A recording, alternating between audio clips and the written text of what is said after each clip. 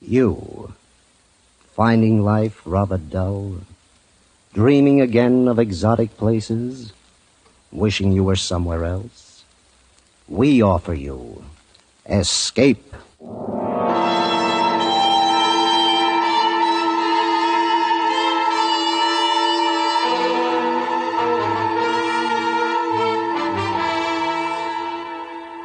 Escape with us now to New Orleans during Mardi Gras, behind the gaiety of which lies a nightmare world of terror and death, as John and Gwen Bagney tell it in The Man Who Stole the Bible.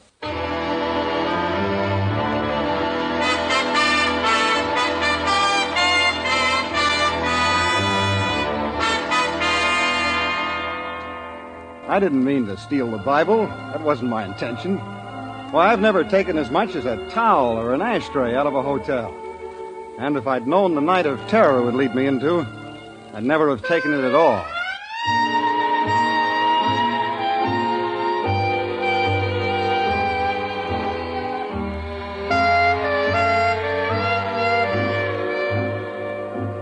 Mardi Gras in New Orleans.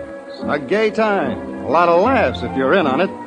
But me, I was stuck in a stuffy hotel room waiting for a call from the boss. And the sound of all those people out in the street having fun got on my nerves.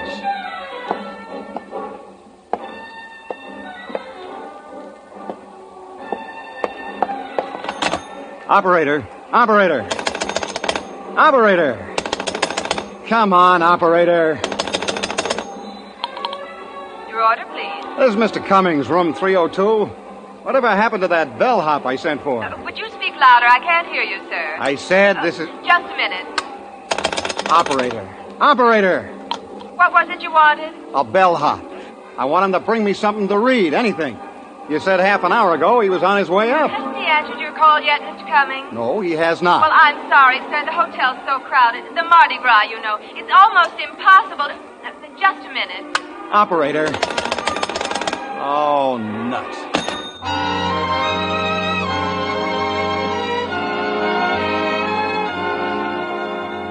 I paced back and forth, wishing the boss had called me so I could get out of the room. I didn't dare leave even to go down and get a paper. He's that kind of a guy, expects you to be on tap all the time. There was no radio in the room and nothing to read. I went through all the drawers, hoping somebody had left behind a magazine or a seed catalog, anything. And then I found it. The Bible. The Gideon Bible. For years, I've seen them in hotel rooms, but I'd never paid any attention to them. Now I opened the book. 1 Samuel, chapter 19. I lay down on the bed and started to read.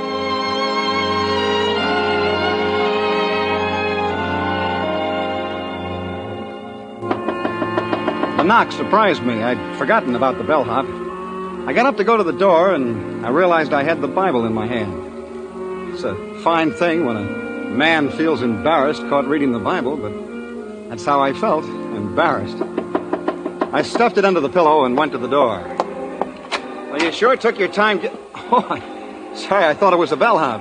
Who are you? House detective. Sorry to disturb you. Well, that's all right. What's the matter? Seems that the woman who had this room before you lost her pocketbook. She thinks she left it here. Well, I'm sorry, there's no pocketbook here. Well, I better take a look. Well, I'd have seen it if it was here, but come on in if you want. Thanks. See, there's no pocketbook in here. Yeah, but she's sure she left it here. I'll have to go through everything. Now, look, there's nothing in there but my stuff. You have to... Oh, well, what's the matter? Don't you want me to look for it? Well, no, it isn't that. I just don't like people going through my things, that's all. Look, she had some money in it. Now, you wouldn't want me to say you refused to let me look around for it, would you? Oh, no, of course not. Go ahead. But I've been through all those drawers already. Well, I just take another look. Doesn't seem likely that the maids would have overlooked it, but once in a while something gets left in a drawer. Yeah, I know. But there's nothing in there. No, I guess you're right. That's amazing, the things people leave behind in hotels. Yeah, guess it is. Yeah. Nobody else been in here, have they? No, nobody. Can't even get a bellhop in here. You been out of the room? No. And look, I'm not responsible for anything that was left here. No, of course not. Well, I'm sorry to have bothered you. Oh, that's all right. Oh, say, tell that bellhop to get up here, will you? Yeah, I'll tell him. Good night. There's a strange guy, but I suppose all house dicks are. I don't know. I never had anything to do with one before this. I lay down again and went back to reading the Bible. Once I got used to the old-fashioned language, I found it pretty interesting. The story of David, anyway. A guy being chased by everybody, not knowing who his enemies were, every minute expecting to get killed. I was down to the part where David's wife puts a dummy in his bed as a decoy to save his life when I was interrupted again. This time, I automatically stuck the Bible into the pillow and went to the door. Hello. Well, hello. I'm having the most awful time. I've tried and tried, but it just won't work. And the room's so stuffy. How's that? The window in my room, it won't open. Would you open it for me? Oh, sure. Just show me. Which room is it? Right next to yours, just around this corner. Room 300. I have the same trouble on buses. The windows never open. It drives me mad. You can see how stuffy the room is. This window? Mm-hmm. Well, isn't that odd? It opened for you. Yeah, it did. And easy, too. Yeah, so does this one. I can't understand it. You're, sure you tried? You don't think I'd come to your door and ask you to come over here if I didn't need something, do you? It's been done. I won't argue with that. But now that you're here, would you like to have a drink? For your trouble, I mean. No, I don't think so. You can watch the parade much better here than on your side of the building. No, I can't. Listen. What's the matter? Oh, I'm sorry. I gotta go. That's my phone. Wait, don't go. You can have the call transferred here. But it's silly to go all the way back.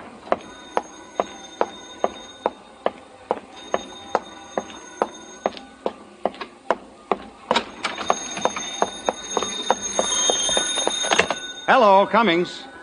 Oh, yes, sir. Yeah, I've been waiting for your call. Now, look, I covered the whole territory down here. Things look pretty healthy. You see, the main difficulty has been... I stared at my briefcase. I'd left it on the dresser. Now it was on the bed, and everything had been pulled out of it. The closet door was ajar. The drawers in the bureau were open. My Gladstone apparently hadn't been touched, but everything else had. I heard the boss talking trends and business conditions, but my mind was on a girl who wanted a window open. A window that wasn't stuck while somebody searched my room. Well, that's about the whole ball of wax. Finally, he finished talking, and I hung up. There was no reason now for me to stay in the room. I gathered up my stuff, and I took the Bible from under the pillow. Funny, I'd gotten interested in it. I wanted to go on reading it. So I stuck it in my top coat and walked out of the room. On my way to the elevator, I got a sudden impulse. I stopped in front of room 300 and knocked. Oh, excuse me, Nobody here now, mister. The lady checked out. Well, that's impossible. I was just I don't here. know anything about that, but she checked out a couple of minutes ago. I gotta clean it up after her right now. I'm gonna be glad when Mardi Gras is over. Everybody goes crazy. Hotel goes crazy. People check in, check out, and steal everything that ain't tied down. Steal? I said steal. Ashtrays, bath towels, soap. Wouldn't be surprised if they take the beds next. The Bible in my pocket suddenly felt like a pound of uranium. I wondered if the cleaning woman could read the guilt on my face. But she put her wastebasket down in the hall and went back in to clean the room. For a second, I considered taking the Bible back to room 302. And maybe I would have if it hadn't been for the discarded book jacket in the wastebasket. It was gaudy, red and yellow. I grabbed it up, put it around the Bible. The title read, "You Will Die Tonight."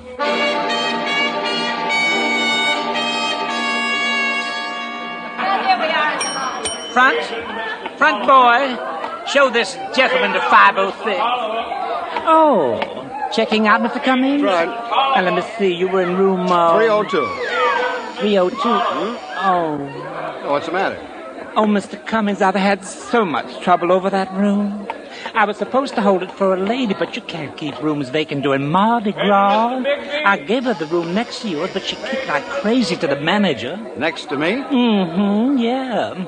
Room 300. She checked out just a few minutes ago. Well, I don't know what this is all about, but there's something peculiar going on in room 302. Peculiar? Yeah, I didn't mind the house detective coming in to look for the purse, but I didn't like having my stuff searched while I was out of the room. Search? That's right, I said searched. Mr. Cummings, you say the house detective did this? Yeah, he said the woman who had the room before me left her purse. Oh, but that's impossible. Well, what do you mean? Well, a man had the room ahead of you. Yes, I'm positive of it. Just the moment I have the register right here. Yes, Mr. Gregory. Now, the house detective isn't on duty today, but when he comes in tomorrow... Not on duty? Well, then what was he doing in my room? Today, Mr. Cummings? Of course, today, tonight. A tall guy with black hair. Oh, there's some mistake. Our house detective is short, fat, and bald. And he hasn't been in the hotel all day. He's home sick. It had the makings of an interesting little intrigue. But I left the mystery of room 302 with the room clerk and went to the cigar stand. It was 8 o'clock. My train wouldn't leave until midnight. Hey, yes, sir. What'll it be? Cigarettes or cigars? Cigars, 3 Coronas. No, make it 6. Always like to sell cigars. Men don't smoke cigars like they used to. Cigarettes, that's the fashion today. But give me a good cigar every time. Well, somebody's having a good time. Oh, they all have a good time during the carnival. Say, I wonder where I could check my bag and briefcase for a little while. You going to see the parade? Well, I thought I would and mill around a little bit. I got a couple hours to kill. Well, I'll be glad to keep it for you. I'm on duty till midnight. Would you? Well, that's mighty nice of you. Oh, don't mind at all. Mardi Gras is something to see. You shouldn't miss it. But you'll have more fun if you're in a costume. The hotel's got them for rent, you know. No, thanks. I'll go as I am.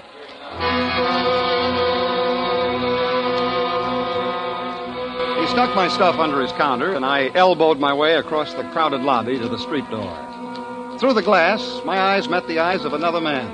The tall man with black hair. The man who had said he was the house detective. I swung the hotel door open. I had a few questions I wanted to ask that boy, but he was swallowed up in the crowd.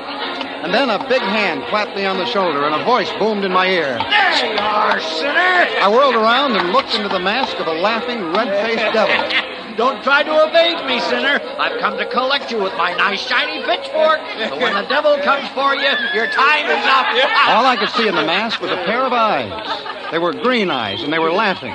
And the devil threw his arm around my shoulder and urged me along the street. Come on, now. I balked a little. I hadn't had anything to drink, and the whole thing seemed kind of silly, but before I knew what happened, a clown grabbed my other arm. Let's take the sinner to the fiery furnace. And the two of them, the devil and the clown, were propelling me down the street toward a parked car. Come along, sinner. Fiery furnace. Hey, now, wait a minute, wait. Oh, the sinner's reluctant. Push him in, clown. No, look, Get him, fellas. sinner. Hey, you guys, hey, let me out. Look, where are you going? All right, let's have it. Have what? The Bible you took out of room 302. Bible? Hey, you're not drunk. Don't waste time on him. Frisk him. Look, I don't know who you are, He but... hasn't got it on. What'd you do with it? Where is it? Well, I told you I haven't got it. That's just to let you know we're not playing. Come on, let's take it again. Where's the Bible? Look, I tell you, I haven't got it. I had it, but I guess I lost it. Lost it. Where'd you lose it? I don't know. Why, you... Don't do that, sinner. Just as easy for me to pull this trigger as to look at you. Now, look, I'm telling you the truth. I haven't got it anymore. All right, you haven't got it. But you'll tell me where it is, you understand, if I have to kill you to find out. Hey, what are you stopping here for? Well, a crowd. I can't get through. Come on, let's get moving. Get out of here. Well, what do you want me to do? Drive over him? Look, fellas, a shortcut. Go on, get out of here. This is a private car. A bunch of revelers, drunk and out for bear, opened the back door of the car and started climbing over us. Nothing would stop them from weaving through. They thought it was fun, pushing and shoving each other. One of them fell, sprawled across the devil's lap, and they began to pile up. And suddenly I knew this was escape. I climbed out of the car. I ran blindly away from them. I saw a cab at an intersection. I ran out, opened the door, and there he was, in the back seat, the phony house detective. I slammed the cab door and bolted across the street. There was a policeman on the corner directing traffic. I ran up to him. Hey, where do you think you're going? He's trying to kill me. You gotta help me. Kill you? Who's trying to kill The devil, he's after me. you? The devil, you say? Yeah, and the clown, too. Not Mickey Look, Mouse? I mean it. I'm serious. You're drunker than you look, I haven't son. had a drink. I tell you, they're trying to kill me. And why would they be doing that? Because they want the Bible. The Bible? Yeah. Look, you see, I stole the Bible, and here they come down. Who? The devil and the clown across the street. You gotta get me out of it. You gotta stop them. They'll kill me. Oh, now, sure. Now, take it easy, Uncle. Take it easy. There you are, sinner. Come on. What are you trying to do? Get us in trouble? Trouble? Sure. He's going to miss the party. It's all a trick. Don't listen to them. This young fella claims you're trying to kill him. Me? Oh, no, not me. But if he doesn't get to that party pretty soon, his wife will kill him. Haven't got a wife. There isn't any party. They're lying, I tell you. Now, you all be good boys. Now, move on. Go someplace else and settle your squabble. I gotta keep this traffic Please, moving. officer, You heard please. what the policeman said. Come on, sinner. Oh, officer, Now, beat it. Now, go on I with it. demand to be arrested. I demand it. Go on, I said. Now, go on. Officer, you're a no-good white trash fool. I'm a what? If it wasn't Mardi Gras, I'd run you in. And you want to arrest me? Okay. But remember, I didn't want to do it. Why, that's a dirty Yankee trick, striking an officer. All right, young fella, that does it. You're under arrest.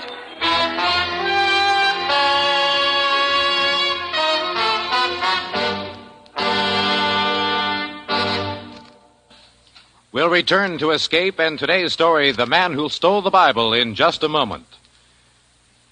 And now we return you to The Man Who Stole the Bible, tonight's story of Escape.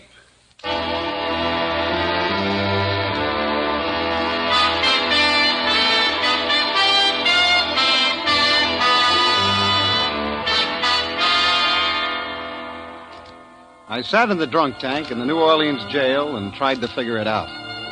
Who were the devil and the clown and the phony house detective?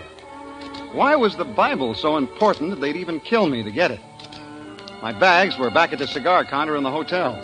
My train was scheduled to leave at midnight. But how was I going to get out of New Orleans? Already it was 10 o'clock, and as long as I stayed in jail, I'd be safe. But that didn't last long. I hadn't been there a half hour when a cop came for me and took me to the desk sergeant. New Orleans police. 9 p.m. Here. Here's your personal belongings, Cummings. You're released. You can go now. Try to behave yourself. We're pretty busy tonight. Released? Car Yeah. 35 to 8. You knew you were a lucky guy. Culpepper decided not to press charges against you. You knew what you could get for striking an officer. But aren't you going to hold me? Your fine's been paid. Now go on. Get on out of here. And keep out of trouble, will you? But I am in trouble. That's what I tried to tell the cop, but he wouldn't listen to me. I had to hit him. My fine? Somebody paid my Yeah. fine? All cars. all Yeah, it's been stations. paid. But who? Position B Who paid it? I don't know who it was. He didn't give me no name. He just paid it. Was it a man in a devil's costume? Huh? Or a clown? Oh, now look. What did he look like? How do I know what he looked like? He was an ordinary-looking guy, tall, Car big, and he had 69. black hair. The house 6-9, detective. boys. The who? They'll kill me. I tell you, they'll kill me. South Rampart Street. I hadn't heard her come into the station. She moved so quietly. She was a nun, and she was talking excitedly in French. I wasn't paying much attention to her. I was thinking instead of my own problem. The house detective had paid my fine. He wanted me out of jail. He wanted me loose on the street. Why? And the devil and the clown, are they with him? Were all of them waiting outside that door for me? Now, please, sister. Look, I wish I could help you. But I can't understand a word you're saying. Monsieur, les gens dans la route m'empêchent de trouver mon chemin. Ils me prennent pour un des participants. Oh, English. Can't you speak a little English, sister? Oh, pardon, monsieur. Masquerade. Costume. The people think masquerade. No masquerade. Huh? Look, I think she's trying to say the people on the streets think she's wearing a masquerade costume. Merci bien, monsieur. I am loose. You mean lost? Oui, monsieur, lost. I am expect at convent au Vieux Carré. Oh, the Vieux Carré. That's the French Quarter, eh? Exactement, oui. I try for taxi cab. The crowd, how you say, push me around. Pouvez-vous envoyer un de vos gendarmes? What? Gendarme. Oh, well, she wants you to send a policeman to help her get to the convent. Oui, monsieur. Oh. Well, I'm sorry, sister. I'd be glad to. But I ain't got anybody in right now. If you don't mind sticking around for a while, I'll be... Sticking around? The sergeant, the prefect, says he's sorry, and if you'll wait, there's no one available right now to help you. Wait a minute. The nun stood there, frightened and bewildered, out of place in the police station. But for me, it was a miraculous break. Sure, I could walk out of that police station with her. And if they were waiting outside, waiting to get me, I could walk right by them. They wouldn't dare touch me as long as I was with the nun. I could take her to the convent. Once there, I'd be safe. Je suis désolée, que puis-je faire? I'll take the sister to the convent, Sergeant. Well, it's okay with me if it's okay with her. Merci, monsieur. Merci mille fois. As she walked out of the police station, I took her arm. To help her, yes, but also to steady my own fear. Any minute, I expected to see one or all of them. The devil, the clown, the house detective. But they weren't in sight. There were people milling about on the street, but not the three I feared. And strangely, not finding them there frightened me more than ever. I found a cab and gave the driver the address of the convent. The nun and I didn't try to talk. I realized this whole thing was difficult for her, and I didn't feel like talking. Too much had happened to me for one night.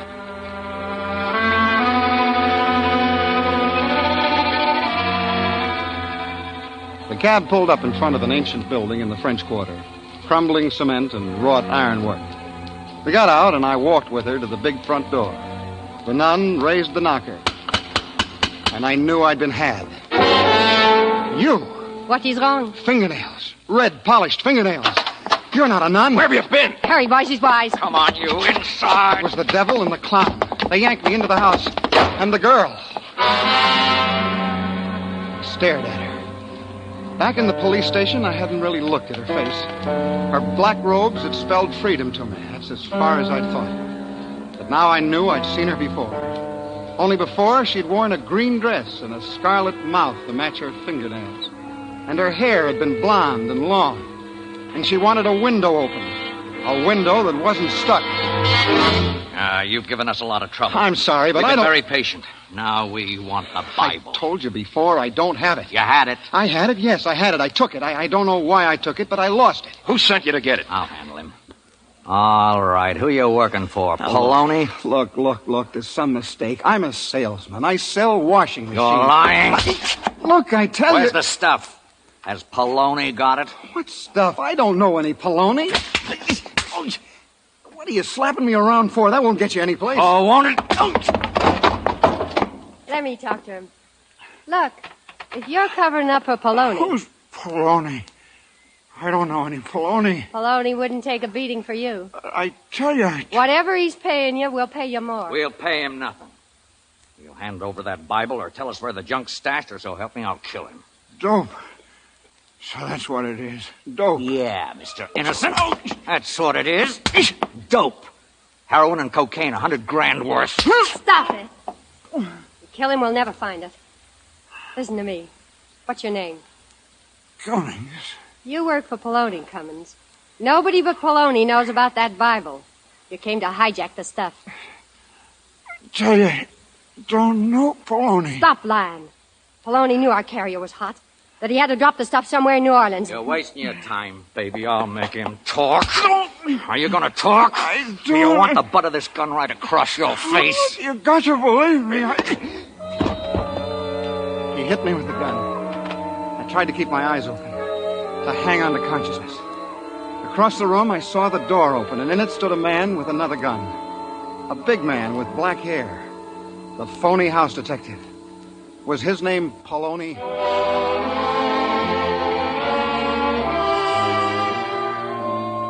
I didn't know how long I was out. When I came to, I was lying on a bed. My head was throbbing. My cheeks, my nose, every bone in my face seemed on fire. There was a cold cloth on my eyes. I tried to think. Why did I hurt so? Oh, yeah. The Bible. They wanted the Bible. But I didn't have it. That was a good thing. If I had it, they'd kill me. And then I smelled something. A strong cigar. It burned the inside of my nose. I rolled over to get away from it and opened my eyes. The devil and the clown were gone. So was the girl.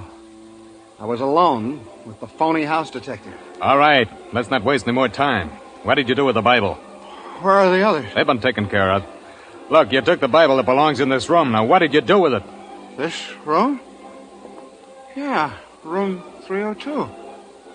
What am I doing back in the hotel? You had no right to touch that Bible. Now think, what did you do with it? Where is it? Oh, look, I told them. I must have lost it. I don't know. I got it. Yeah? Hey, the gentleman who left his suitcases with me, Mr. Cummings. Suitcases? Come on in.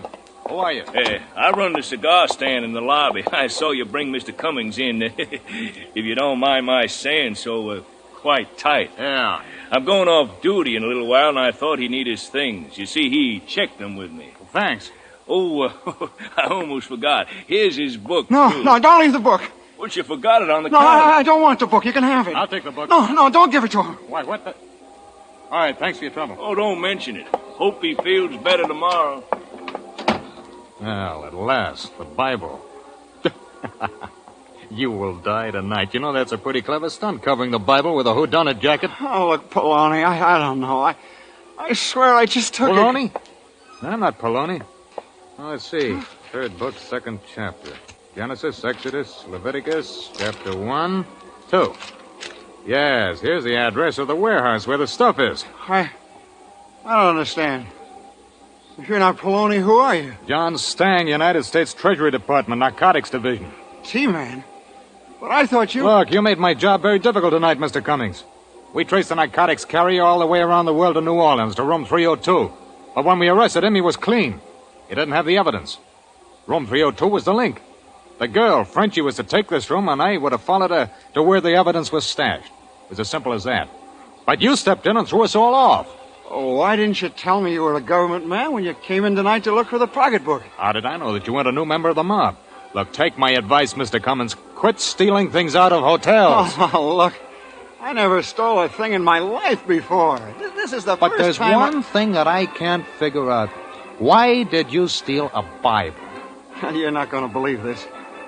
But honest, I just wanted to finish the story.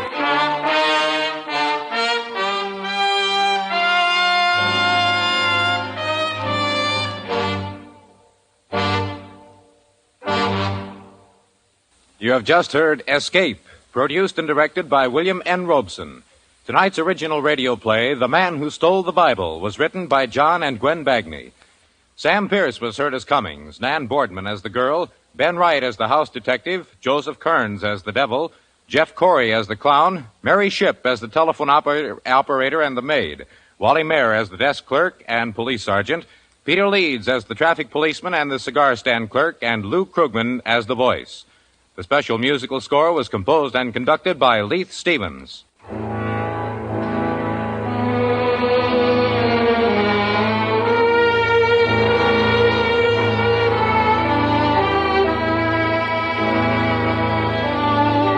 This is the CBS Radio Network.